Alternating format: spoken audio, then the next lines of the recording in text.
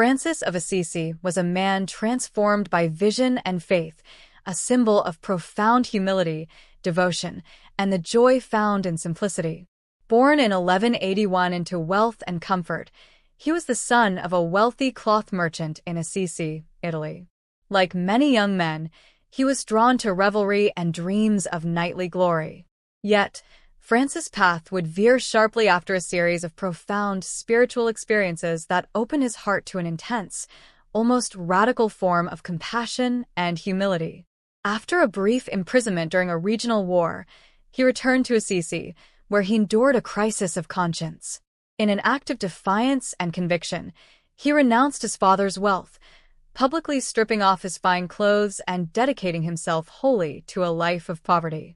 His heart had awakened to the love for all creation and a desire to walk in the footsteps of Christ.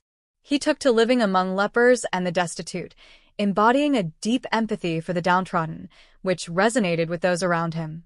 His words, "Start by doing what's necessary, then do what's possible, and suddenly, you are doing the impossible," spoke to the simplicity and steadfastness that defined his life.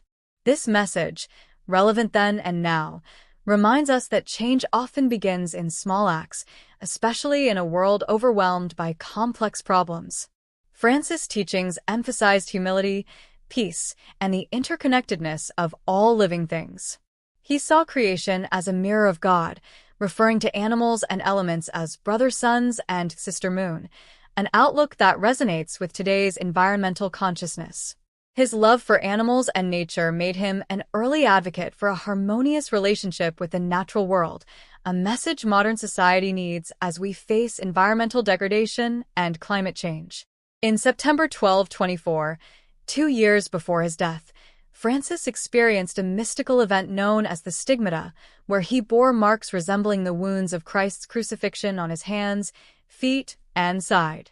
This experience symbolized his ultimate union with the suffering of Jesus and the suffering of humanity. The stigmata represented both his physical and spiritual wounds, a visible sign of his empathy with the struggles of all. His willingness to bear these marks reminds us of the value of vulnerability and compassion, calling us to face pain, not flee from it.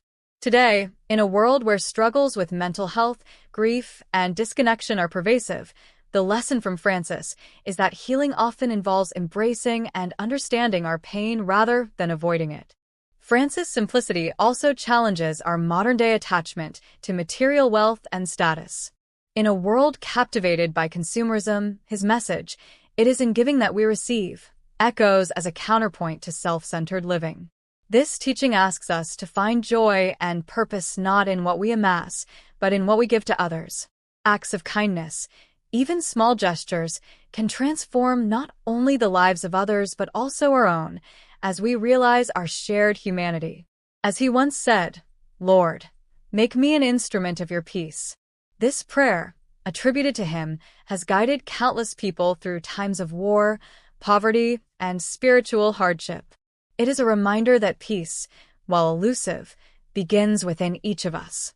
In our time, when divisions are deep and conflicts can feel overwhelming, his prayer is a call to action.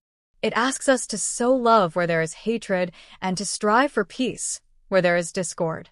Saint Francis of Assisi reminds us that while our lives may seem insignificant, we are capable of transformative acts of kindness and understanding.